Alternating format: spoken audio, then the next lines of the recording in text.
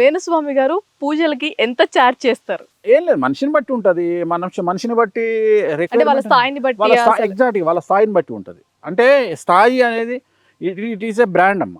ఇప్పుడు ఎంతో కష్టపడితే కానీ మనము ఒక బ్రాండ్ని క్రియేట్ చేసుకోలేము. చాలామందికి నేను చెప్తా ఉంటా, చాలామంది ఏం చేస్తారంటే ఈ ఇన్ఫ్లుయెన్సర్స్ అమ్మాయిలు ఏం చేస్తూ ఉంటారంటే వాళ్ళు సంపాదించిన దాంట్లో అతి కష్టం మీద ఒక ఐఫోన్ 1,50,000 పెట్టి ఒక ఐఫోన్ 16 Pro Max కొంటారు. ఎట్ ది సేమ్ టైము దుబాయ్కో ఎక్కడికైనా వెళ్ళినప్పుడు ఒక 3 లక్షలు పెట్టి ఒక LV బ్యాగ్ కొంటారు. నేను ఏమంటానంటే అవి కొనకండి అని చెప్తా.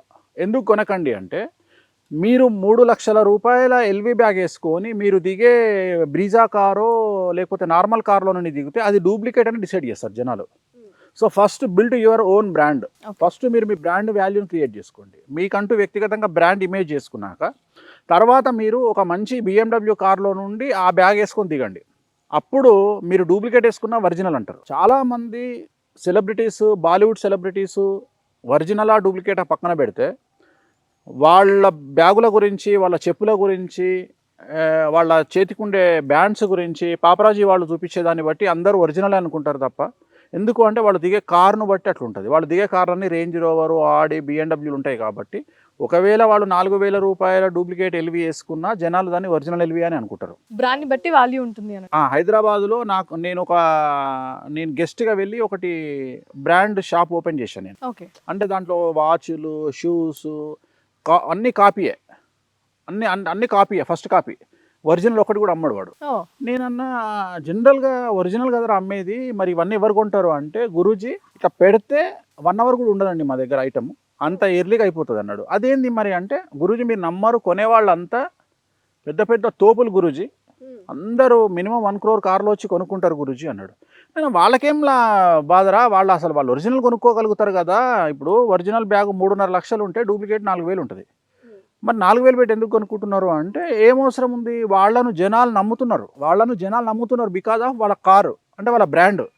సో ఒకసారి మనం బ్రాండ్ను ప్రూవ్ చేసుకుంటే మనం డూప్లికేట్ పెట్టుకున్న ఒరిజినల్ అనుకుంటారు. అందుకనే మన బ్రాండ్ను ప్రూవ్ చేసుకోవాలి. ఫస్ట్ బ్రాండ్ను ప్రూవ్ చేసుకున్న తర్వాత అప్పుడు మనము ఏది కొనుక్కున్నా నడుస్తుంది. సో సమాజంలో ఇప్పుడు ఉన్నటువంటి పరిస్థితి అది. మీ దగ్గరకు వచ్చే క్లయింట్స్ ఎక్కువగా ఎవరుంటారు అంటారు? సినీ తారలు ఉంటారా, రాజకీయవేత్తలు ఉంటారా? ఒక సామెత ఉందమ్మా, మంత్రసానితనము ఒప్పుకున్నాక పీచు వచ్చినా పిండం వచ్చినా తీయాలి అని ఒక సామెత.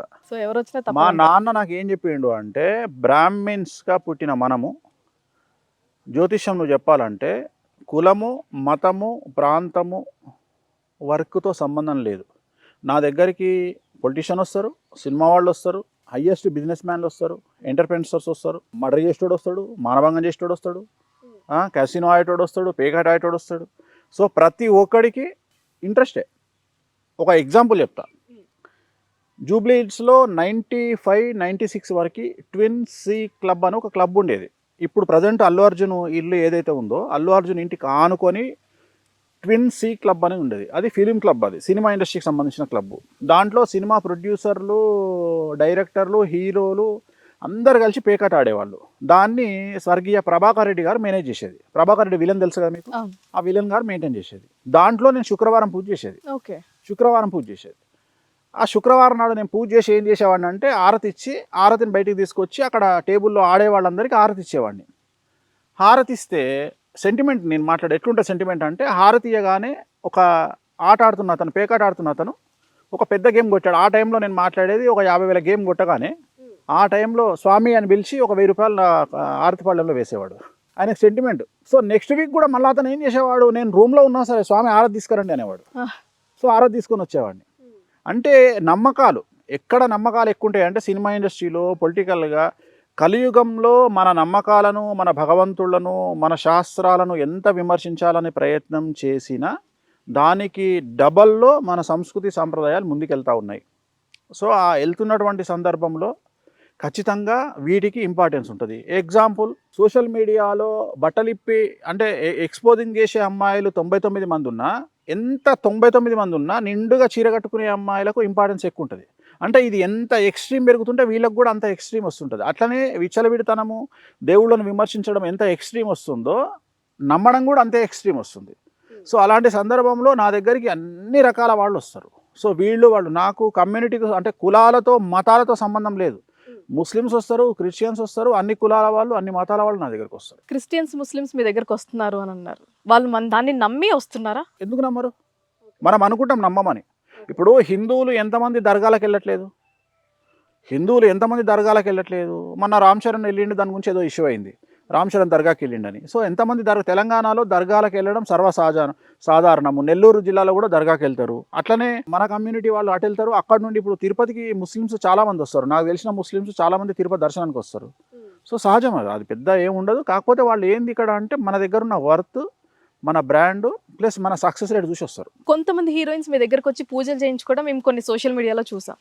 అంటే వాళ్ళ దోషాలు పోవటానికి మీ దగ్గర తీసుకొస్తారా, లేకపోతే సక్సెస్ కావాలి అనే ఉద్దేశంతో మీ దగ్గర పూజలు చేయించుకుంటారా? అంటే జనరల్గా ఇక్కడ ప్రాబ్లం ఏమవుతుందంటే ప్రత్యేకించి ఒక అమ్మాయి మన దగ్గరికి ఎందుకు వచ్చింది అనేది ఆ అమ్మాయికి నాకు తప్ప వేరే వాళ్ళకి తెలియదు. ఓకే. ఇప్పుడు అన్ని పూజలు ఒకేలాగా ఉండవు. నేను ఒక ఎగ్జాంపుల్ చెప్తా. మల్టీ స్పెషాలిటీ హాస్పిటల్ ఉంది, ఎగ్జాంపుల్ పెద్ద హాస్పిటల్ ఉంది.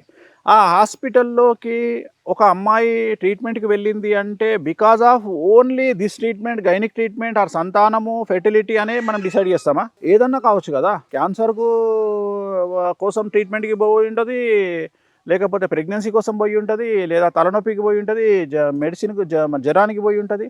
సో నా దగ్గరకు వచ్చే వాళ్ళు కూడా దోష నివారణ కోసం రావచ్చు, అట్లనే సినిమా ఇండస్ట్రీలో అవకాశం కోసం రావచ్చు, లేదా మ్యారేజ్ కోసం రావచ్చు, లేదా వాళ్ళ కుటుంబంలో ఇంకొకళ్ళ కోసం రావచ్చు. సో ఎవరి కోసమన్నా రావచ్చు. అది ఓన్లీ నాకు అమ్మాయికి మధ్యనే ఉండే సీక్రెట్. అమ్మాయి పూజ వరకు జనాలకు తెలుస్తుంది తప్ప ఎందుకు వచ్చింది అనేది, సమస్య ఏంటి అనేది నాకు అమ్మాయికి తప్ప మూడో వ్యక్తికి తెలిసే అవకాశం లేదు.